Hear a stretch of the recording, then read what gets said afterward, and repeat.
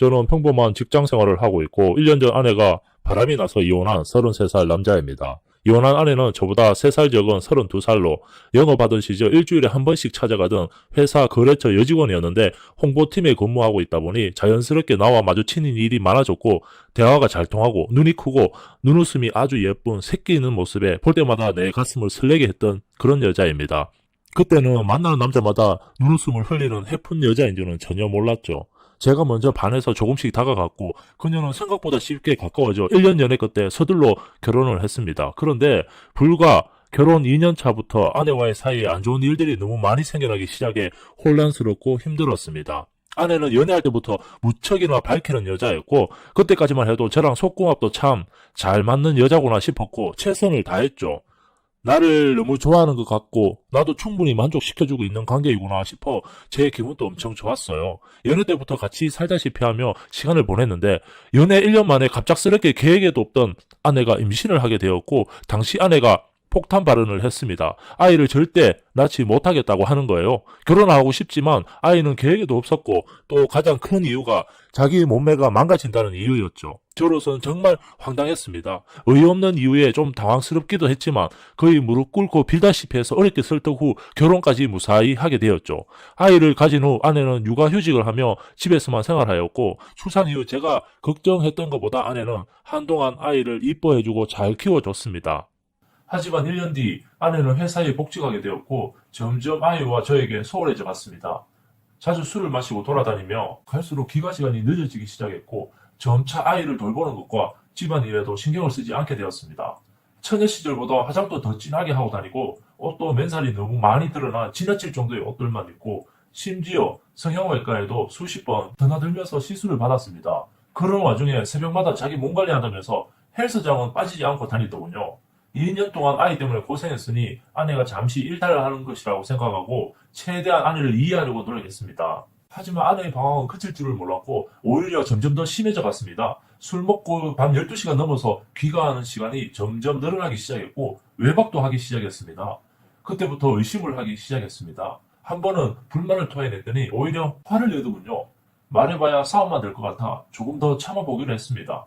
그날 또 와이프는 늦은 시간에 들어왔고 새벽에 잠시 일어나 간만에 아내랑 몸 한번 풀어볼까 싶어 바쁜 움직임을 가져가고 있었는데 아내의 몸에 이상한 자국이 있더라고요. 분명 관계에서 생긴 마크처럼 보였습니다. 저는 온갖 생각이 들면서 화가 나서 도저히 잠이 오질 않더군요. 그동안 술 먹고 늦게 들어온 게 남자 때문이라는 생각이 들기 시작했어요. 그제서야 큰일 났다 싶었죠. 결국 날이 새도록 한숨도 못 자고 그녀가 도대체 무슨 짓을 하고 다니는지 확인해 보기로 했습니다. 틈틈이 아내의 동선을 체크해보고 며칠 휴가를 내서 몰래 따라다니기도 했습니다. 알고 보니 아내는 아침 운동 나가는 헬스장의 담당 트레이너와 바람이 난 것이었습니다. 그것도 10살이나 어린 20대 중반의 젊은 놈이었습니다. 멀리서 몇 번 봤지만 키도 크고 얼굴도 잘생기고 몸은 또 얼마나 좋은지 아내는 그 남자를 쳐다볼 때마다 눈에서 꿀이 뚝뚝 떨어지더군요.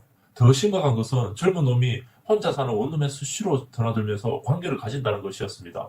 나중에 알고 보니 그 원룸 월세 40만 원을 나 몰래 만든 아내 통장에서 자동이체 시켜 대신 내주고 있었더라고요. 또 아내의 모든 카드 결제 내역을 확인해 봤더니 정말 한숨밖에 안 나오더군요. 한 달 동안 쓰고 다닌 카드값만 자신의 월급보다도 많은 300만 원 가까이 쓰고 다녔습니다.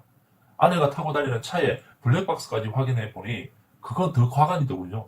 차에서도 얼마나 하고 다녔는지 서로 오가는 말이 우리 남편보다 10배는 더 잘하는 것 같다면서 소리 지르는데 그걸 보는 순간 전 제정신이 아니었습니다.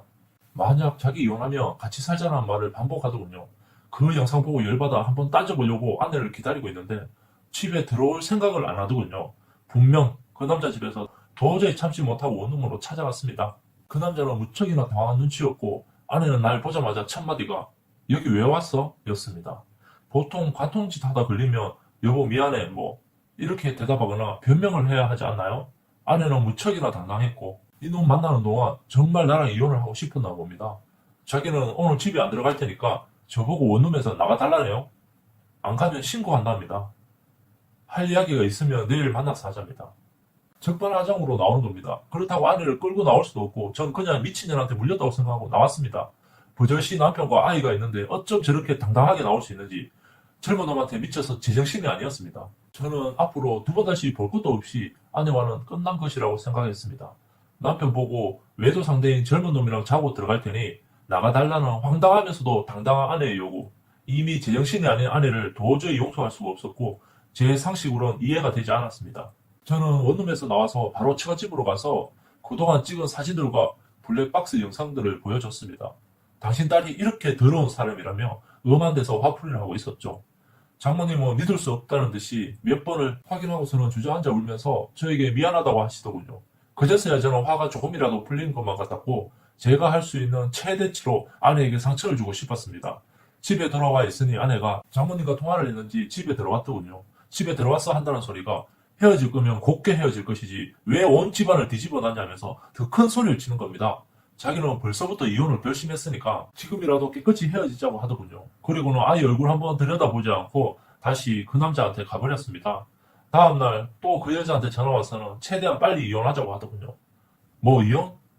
애기 엄마가 간통을 저지르고 뭐가 그리 떳떳하니라고 했더니 간통죄는 이미 없어졌고 아이도 낳기 싫은데 제 아이까지 낳아줬으니 깔끔하게 이혼해달라고 하더군요.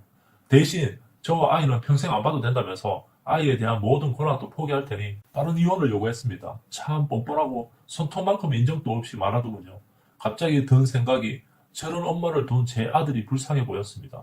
더 이상은 이 여자와 알고 지내봐야 저 아이에게 상처만 될 것 같다는 생각에 이혼을 하고 모든 걸 정리한 후 현재 본가에 들어와서 살고 있습니다. 이혼 준비하면서 아내에 대해 이리저리 더 많은 걸 알게 되었는데요. 만난 지 5개월밖에 안 된 젊은 놈한테 카드 대출까지 해가며 외제차를 선물해 줬더군요. 그녀가 저와 헤어지는 이유는 딱 하나였습니다. 싱싱하고 체력 좋은 젊은 놈이 좋답니다. 그래서 저도 한마디 했죠. 과연 그 젊은 놈이 당신처럼 늙어 빠진 나이 많은 여자가 과연 언제까지 좋다고 해줄까? 원룸 얻어주고 차 사주니까 유부녀랑 놀아난 거지. 마구 저주를 퍼부었더니 그녀는 그 남자는 절대 그런 사람 아니랍니다. 자기를 무척이나 많이 사랑해준답니다. 저는 한마디 하고 전화를 끊어버렸습니다. 그래, 언제까지 잘 먹고 잘 사는지 지켜보겠다고. 우리의 인연도 거기서 끝이 나고 말았습니다. 결혼 전에 이러한 사실을 진작에 알았다면 얼마나 좋았을까요? 전해 듣기로는 몇 개월 전 아내는 그놈과 헤어졌고 죽고 싶다고 난리를 쳤다고 하더군요. 그놈이 다른 여자랑 바람나서 결국 차였답니다. 며칠 전 제 바뀐 번호를 어떻게 알았는지 그 여자한테 전화가 와서 아이가 보고 싶다고 하더군요. 저는 더러운 엄마를 보여주기 싫다고 했고 혹시 몰라서 그동안 나랑 통화한 내용을 다 녹음해놨다고 했죠. 나중에 아이가 크면 다 들려줄 거라고 했습니다. 그 여자는 그 소리를 듣고 오열하면서 울더라고요. 다시는 찾지 않을 테니 자신의 과거를 아이에게만은 말하지 말아달라고 하더군요. 나중에 아이가 20살이 되어서 보고 싶다고 하면 그때 연락하겠다고 하고서 바로 끊었습니다. 저 여자 지금 이 순간에도 아마 젊은 놈 찾아 하이에나처럼 돌아다니고 있겠죠. 벌써 생겼을지도 모르고요.